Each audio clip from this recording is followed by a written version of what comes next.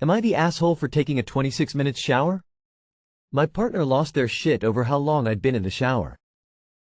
I am a female with longer thick hair, and I was doing what some refer to as a full-body shower, washing, conditioning hair, shaving all, washing my body, my face, and then got out. My partner said they were running the sink for as long as I was in the shower and asked if I noticed how much water was wasted then. I asked how I'd be able to hear that run while I was in the shower. Exactly. Followed by other things. I added the songs I listened to while in the shower to their own playlist, totaled 26 minutes. Am I the asshole for taking 26 minutes to full body shower? ETA. 2 of us in home.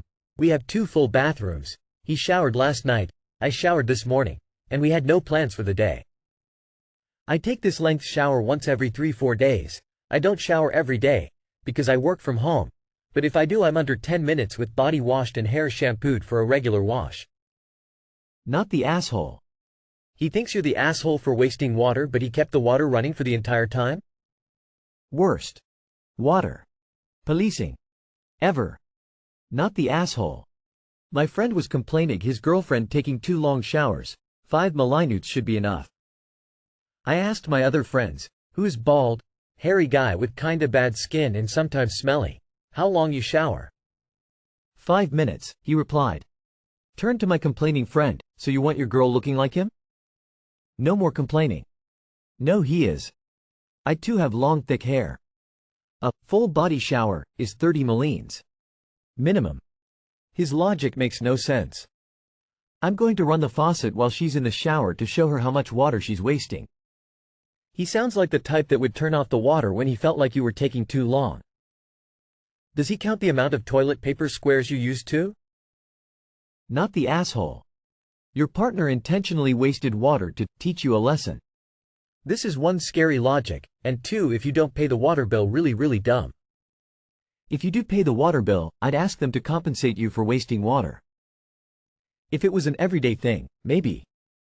But the full body scrub down and shaving etc. takes some time. 26 is a long one, but not in the realm of a holery.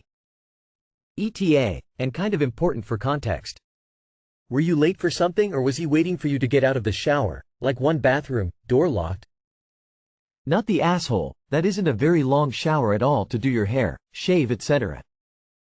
My showers are 15/20ths of a minute without washing my hair. And those saying turn it off in between each step, wouldn't be freezing cold. Tears of joy. Am I the asshole for telling my coworker that I didn't enjoy my pregnancy? A new coworker started 3 months ago. Let's call her Linda. She seems pretty nice, which is why I'm really not sure about all this. At my work, we have a tradition where once a new employee successfully completes their probation, we go out for a team lunch. Nothing fancy, but something nice to celebrate. Linda passed her probation, so we went out for lunch. As we're eating, we all get to talking, and the topic of the magic of pregnancy, childbirth, comes up. Everyone was sharing sweet moments from their pregnancy. I enthusiastically joined in but didn't share any of my own. I think Linda noticed because she specifically turned to me and said, "Linda, you had twins, didn't you? That must have been a wonderful experience." I smiled and said something along the lines of how I wished my pregnancy and birth had been as positive an experience as theirs had been. To be clear, it was not said sarcastically at all. The truth is I hated every moment of being pregnant. I could write a long list of all the magical symptoms I had, but I'll just give you the highlights. Horrific vivid nightmares. Hyperemesis gravidarum, severe morning sickness. Debilitating migraines. A metallic taste in my mouth. And then the birth. Honestly, I feel like anything that could go wrong, but not be life-threatening, did go wrong. Worst of all, due to some of the complications, I ended up being kept in hospital for a while, so I missed the first few days with my girls. It's safe to say I hated every moment of being pregnant, and every moment of labor. It was not a magical experience by any stretch of the imagination. I didn't say any of this to Linda, I just responded as I mentioned. After my reply, Linda started getting short with me. Later, I asked her privately what was going on. She snapped and told me what I said was insensitive and undermined their experiences and told me I was in a hole for it. Since then, she's sort of cooled off, and is less hostile, or at least less openly hostile, but last week she invited all the girls in the team to a ladies' night. Everyone but me. Now, I don't mind so much, since ladies' nights are not really my thing, but the fact that she pointedly excluded me has made things awkward. I feel like I need to do something. I'm not really in the mood for drama. I have enough of that in my life right now. I don't need more, so I haven't confronted her about it yet. And as I said, she is otherwise a really nice person, normally pretty friendly and easygoing. So I'm left wondering if I really was in a hole. Was what I said insensitive? Did it undermine their experience? Before I ask her about it, I could use some perspective because I honestly just don't know. Am I the asshole? Good Lord, Sue, not the asshole. I would have wondered if she was pregnant with the way she responded. I also had a very miserable pregnancy and a serious life-threatening event, heart failure, so I can't relate to these stories. You weren't being sarcastic. You weren't telling these women that they sucked for having positive experiences. You didn't call them liars. You just shared your experience. She has shown that she's very petty by excluding you from a ladies' night event. All of this would make me very cautious of working on any projects with her. Good luck. Not the asshole. Linda is playing mean girl, and you're her first target. Just for some context, how did the conversation get that way? Is it possible Linda has had issues getting pregnant, that you know of? Because otherwise I have no idea why this might have upset her, so maybe some context if possible would help. I hated every minute of it too. Sure, I was excited to be having a baby, but the actual experience of pregnancy, birth and breastfeeding were incredibly unpleasant. I am very happy for people who enjoyed it, maybe even slightly jealous of them, but everyone experiences things differently and that's okay. It's not undermining anyone else's experience. If it was, then you could argue that their gushing about it is undermining the struggle and unpleasant symptoms that you had. Perhaps she is struggling with fertility or something that's made her sensitive to the subject. I would just try and avoid the topic with her and try to be friendly, as you don't know why she reacted that way and you have to work with her, so it's better to get along. Not the asshole at all. It would have been borderline if you regaled them with a horror show, but even then, that's simply just truthful. Not everything is sunshine and unicorns, and while some are ill-equipped to handle reality, that's a them problem, not a you problem. Linda is awful. Why on earth does she have the right to undermine your experience or expect everyone to feel exactly the same? I shudder to think about any woman who have not had children and the way they'd feel her wrath. She is definitely not someone worth losing sleep over, and I can't believe the others can't see right through her yet. Am I the asshole for kicking my sister's boyfriend out of my vacation home? My husband, KY, and I own a vacation home on Lake Michigan.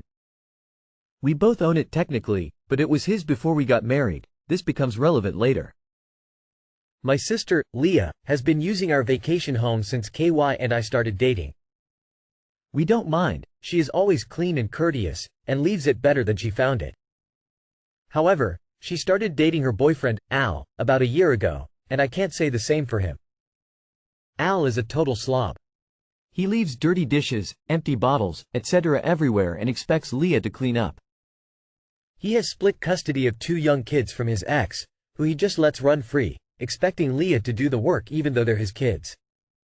On top of that, he's told Leah to get him a beer while she's busy, and he's watching TV a few times in front of KY and me, so I can't imagine how he treats her when we're not around. Their house is always a mess because Leah works 60 hours a week and doesn't have the time to take care of 2 small kids and Al, clean, and work long hours. Yet somehow, I think Leah really loves Al. She looks at him like he's the only man in the world. When she talks about him, her eyes light up and her voice is sweet and melodic. That's why when Leah asked if she and Al could use the vacation home this week, I said yes. I figured, what's the worst that could happen? Plus, KY and I already planned on going 3 days after them, so we'd overlap. When KY and I got there, the vacation house was a pigsty. It smelled like rotting food. There was a mountain of dirty dishes in the sink, the floor was sticky, and there were drawings on the walls with crayons.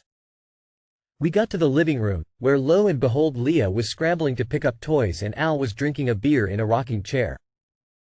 I immediately snatched the beer from his hand and asked him why he wasn't cleaning the mess he made.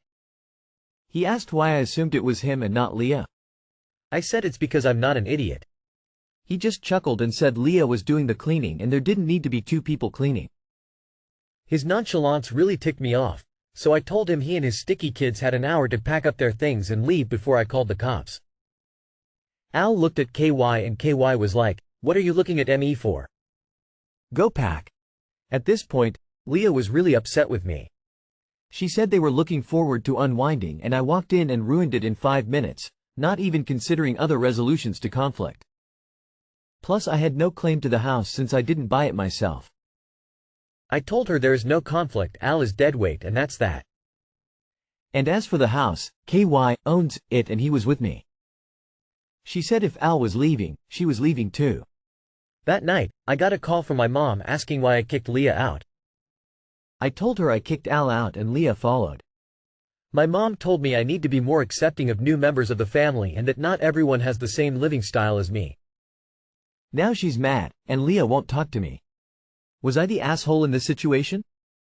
Feels like your mom doesn't have the full picture of Al that you do. Obviously Al is an asshole. You aren't. Not the asshole.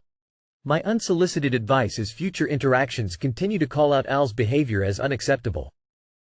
Only act through defense of your sister. Don't call out her bad choice of Al at all. Don't do a, "Why are you doing X for him?" Just call out Al's laziness. Get me a beer, Garner's "What are your legs and arms broken? Not cleaning? Pick up after your kids. Wash your dirty dishes, jerk." Just continue to point out that Al is a lazy asshole that thinks he needs to be treated like he's the master of the house. Send mom photos of what they did to the house and tell her if she wants to be accepting of Al's behavior and how he treats your property, then she can jolly well come clean up after him and put your house to rights. Very mature to go crying to mommy about it and make it a family affair. Different living style, and letting your kids draw paintings on somebody else's walls is not the same. Yes, threatening to call the cops was a little odd, if you ask me. Other than that, I would have done the same. If he can't behave and control his kids in your home, original owner or not, permanent residence or vacation home, he can't visit. What your sister tolerates in her home is her decision, your home your decision. Now I'm at the end of my post and your mom still ticks me off.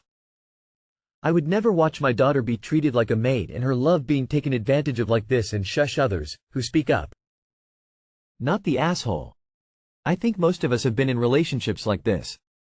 We can't see the bad stuff when we're drowning in the sewage water.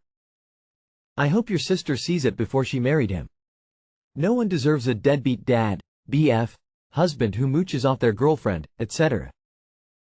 Not the asshole. Maybe your mom should host Al and his kids for a couple of weeks. Not the asshole. You were absolutely in the right here. And your husband backed you up. You and your husband are a team and need to be respected as such. This new boyfriend sounds like an absolute deadweight who needs to leave everyone alone, including Leah, ASAP. Am I the asshole for acting entitled when I asked why my daughter didn't get anything to eat? I 32F have a daughter 5F Ava. I got scheduled for another shift on Friday last minute and got Ava's classmate Lisa's mom to pick her from school and I'd pick up Ava on my way back from work. I have had Lisa over many times at my house, but I struggle to feed her as she is a very picky eater, but I try my best. I picked up Ava at 7 o'clock and in the car Ava said she was starving. I asked her if she had anything to eat and she said no, Lisa and her family had dinner but she hadn't. I messaged Lisa's mom politely to thank her again for taking in Ava at such short notice, and asked why Ava hadn't eaten anything at the house as she hadn't eaten since lunch at 1.